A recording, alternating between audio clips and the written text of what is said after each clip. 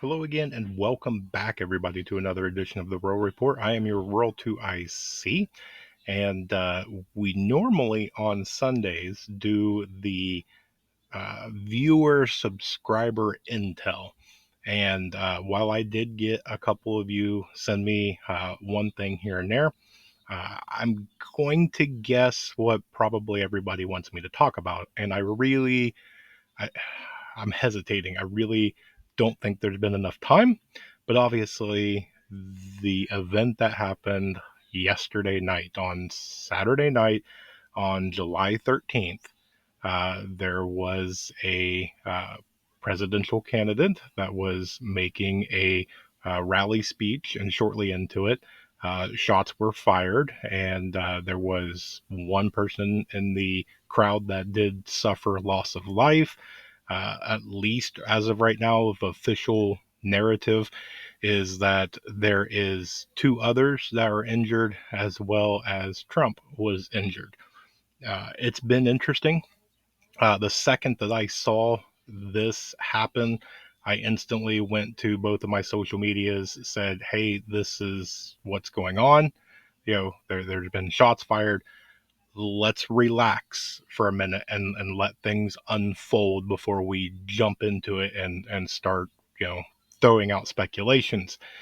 And the internet seems to not disappoint, because what happened over the last 12 hours ish is that every single person that had some sort of social media account tried to go after clicks, right?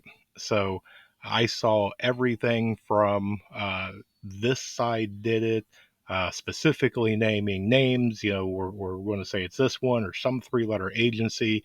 I saw countries being blamed. The one that I saw that was interesting was that aliens actually was behind it, which I'm not quite sure I fully got behind that one. Some said that it was an inside job. Some said that he did it himself. So, yeah, we're not going to get into the aspects of that. What I do want to is I want to look at it from a couple of different angles outside of just the event, right? So the first thing that I want to look at is I wanted to see how people reacted in real life off the internet. And so this morning, I figured what I would do was go down to the local gun shop. I wanted to see, one, how busy it was, two, what the demeanor was of the people that were in there, and just kind of get an overall feel. Now, the interesting part about all this is that the one that I went to opens up at about 10 a.m. my time. I got there about 10:30 ish, give or take a few minutes there. Uh, wasn't that many people. You go in this one and you pull a number to be helped if you're going to buy a firearm. And so I pulled the number just to kind of see where we were at. There was four people ahead of me. So keep in mind, they've been open for 30 minutes now, and there's only four people ahead of me. It didn't take but a few minutes, and my number was called. Just real quick, I did pick something up. If you want to know what's in the box, you're going to have to wait for the review video. So, thing there. Now, I didn't even hear a single person talk about it. Nobody behind the counter, nobody in front of the counter, nobody going up and down the aisles. Everybody was friendly. It was almost like in that store, nothing happened. There was nobody rushing for anything. For the most part, the supplies was there. The only maybe hint of somebody saying anything, I only caught the tail end as I turned down the aisle. Was there was one guy that was excusing himself in front of another guy as he was reaching for a box, and he said, "I want to get it now before the price goes up." Now I can make the assumption that it had something to do with what happened, or it could just be, "Hey, I want to get it now while it's on sale before it goes off sale." I don't know. So I'm going to leave it at that. But there was nobody angry. Everybody was really nice and polite. Nothing out of the ordinary. So we'll get into that into a different video. What the other way that I kind of wanted to look at this was, I wanted to see the different rhetoric that was going on. And so between last night and this morning, Uh, I saw everybody was trying to start coming up with what their idea of what happened, who's behind it, what happened, this and that. And it didn't take long. I almost want to share like somewhere here, but I'm not going to. Um, there was three different major media outlets that said the shooter was this person, and then the next one said it was actually this person and that they were arrested, and then the next one said that it was actually this person. I even saw one, I didn't recognize the name source, but um, they said there was actually two people involved, and it was chaos. And that gets into a sidebar real quick of your intelligence and your communications. So if you want to take, and let's say that you were there for whatever reason, one, what is your situational awareness? Because it goes without saying there was at least shots fired.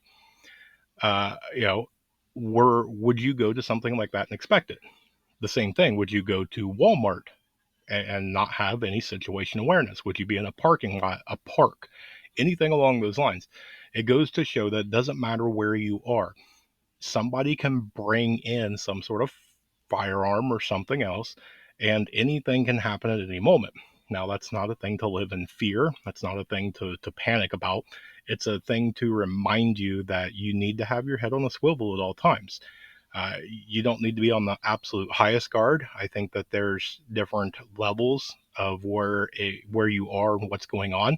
Uh, I I don't want to get into what happened because again, I want to wait for a little bit, probably a week or so, and watch everything. Everybody's kind of doing their own thing anyway, from trying to dissect a couple of hours of everything. And the fun part is that most of the people that are dissecting it weren't there. They're just trying to gather this guy's tweet and that guy's Telegram post, and a picture shared by a friend of a friend of a friend, and they're trying to piece it together and come up with their conclusion. Quickly throw it out so that way they were first. I'm not the one that wants to be first. I want to be the one that gives out the most correct information, and so that's why I'm going to probably wait on this. But again, going back to this, what happens if you were there, friends or family or some sort of loved one, and this happened? What's your communications like? They have cell phone jamming technology. That's not a secret. And so, if something like this happens, really quick, they hit a button and there's no cell phone service at all. And I'll tell you firsthand, a couple years ago, um, Trump was running. He was not president then, and he drove down the highway kind of by the house. And when I went down there, because how often do you get to see the presidential motorcade, right? Um, I pulled out my phone to check the time to see, is he going to be here in the next 5 minutes or whatever? There was no signal. And thought it was kind of odd because I always got signal in that spot. And so there was actually a police officer there that was blocking the road to get down onto that highway. And he was on his phone, and I asked him, I said, "Are you getting service?" And he said, "No." And I said, "Why?" And he said, "Well, because of the motorcade's close. And when they're close, they have a jamming service in there. And so you will not get signal until they are by." And I was unaware of that. So, and that's years ago, but they've had that technology out there for a long time. So, what is your communication? You were there with your wife, your husband, boyfriend, girlfriend, whatever, and say they had to go to the bathroom or you went to get something to drink or whatever, and you were separated when this happened. And, now you have panic and chaos and whatever. How do you get back to them? How do you communicate? There's a lot into this on pre-planning. And I think that you can take and utilize something like this and give yourself the opportunity to kind of role play. What would you have done? Now, it's easy to armchair quarterback this. We're looking at it in hindsight while we're sitting in air conditioning and, from the comfort of your couch or whatever. But it still doesn't it doesn't have to just go into the back of your mind. You can utilize events like this and put yourself into that situation. It gives you a little bit of an insight of where your holes are, what you can do about it. Now, when it comes to this, I guess the only thing that I will do that's half dissecting, it's not about who's behind it. It doesn't matter, real, fake, inside, whatever. Um, the the fact of the matter is that there was a shot fired sound. There was a presidential candidate that had blood that went to the hospital. There was a person that had lost a life. There was at least two people that were injured. Okay, so you have that as official narrative, official statement. I mean that's history right there. Okay, history was made, and whatever you want to say behind it, that's your prerogative of whatever you want to decide. But it goes into uh, things are probably going to get crazy from here on out. There's a chance, and we all pray and hope that everything just calms down. I do want to make the mention, as far as I'm aware, searching around the internet this morning, there was no riots last night, no cities burnt down, no cars flipped over, no anything. Um, so I found that to be a point of interest. Uh, but it goes into, what does the future hold? Is this the last rally the man will ever do? Will they be virtual rallies? Will they be smaller rallies, indoor rallies? Uh, you know, they're going to run with this. It doesn't matter which side of the aisle or boat or whatever you want to call. Both sides are going to spin this into whatever point of view that they want you to utilize it in. One's going to call for, this is bad because of, and the other ones are going to say, this and this. They're going to start pointing fingers and whatever, uh, whatever. Okay. I want to turn it into this side, or this sort of event can happen to anybody anywhere. It doesn't matter who you are. It doesn't matter if you're the president, presidential candidate, um, ex-president. It doesn't matter if you're young, old, boy, girl, what your skin color is, what you're wearing, what you had for breakfast. It doesn't matter.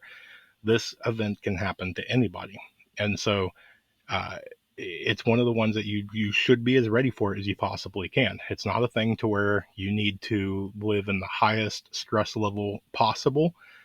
It's one that you just need to be a little bit more careful uh, about life, especially for the next couple of months. It's going to be one that uh, you probably need to be a little bit more careful. Any point in time, anybody can get into a motor vehicle accident. Anybody can trip and fall downstairs. Anybody can have their door kicked in, or whatever. Events that happen, they're capable of happening to anybody at any time. And so, you, as a prepper in the prepping community, it's your job to try and be as ready for it as you possibly can, uh, and not giving it easy access for somebody. So if you are really, really worried about something like that happening, maybe for the next few months, maybe you avoid large crowds. If you're worried about somebody, kicking your door in, maybe do something with your door, put an extra lock on there, make sure all the screws and the hardware are a little bit longer or sturdier or whatnot. Uh, there's all sorts of stuff. Oh, somebody might break the glass. Well, they make different things that you can put over the glass and things like that. Nothing's foolproof. It's just an extra layer of defense is all it is. And so you got to make sure that you don't give yourself a false sense of security, but you need to make sure that you are living life. Don't take the little things for granted. Don't take life for granted in general. Don't take your family and your friends, for granted at all. It's precious things. It's the little moments in life. It is the thing that on what makes life beautiful is that you can literally smile and look at somebody in the eyes. You can give them a hug, a handshake, a kiss on the cheek, whatever it is. And that, unbeknownst to either of you, may be the last time you ever see them again. And so make sure that you have your stuff, in order. Make sure everything's good. Make peace. Get it out of the way. If peace is not possible, cut it out. Don't dwell on it. Don't stress about it. Move on. Now is the time to get your ducks in a row. Get all of your affairs in order. Uh, Cover yourself the best you can. Now's the time to really start taking prepping even more serious. Start stacking things to the rafters. Go get some extra range time. Make friends in the community. Start just getting everything done. Okay, because I have that feeling that this isn't over.